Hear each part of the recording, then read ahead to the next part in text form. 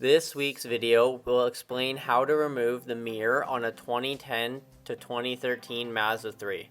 First thing we are going to do is open the door and locate the triangle plastic molding with the speaker in it.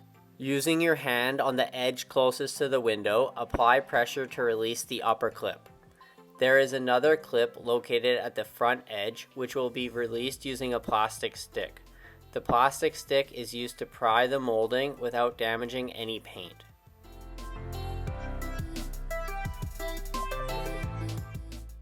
There is also a plastic tab which slides down holding the rear lower edge of the triangle molding to the door.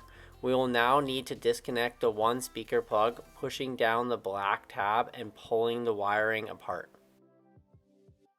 A flat blade screwdriver is now used to push down the black tab, followed by pulling the plug apart.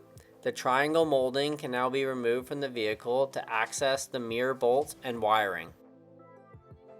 There is one wiring connector and three 8mm bolts attaching the mirror to the vehicle. We start by pushing down the tab on top of the wiring connector to pull the plug apart. Note the plug will not fully pull apart as the trim panel is in the way, but you will be able to tell it's released. Afterwards, the three 8mm bolts are removed, but before loosening the last bolt, my hand is placed on the outside of the mirror to make sure the mirror doesn't fall. With all three bolts removed, we now pull the mirror outward and it is removed from the vehicle.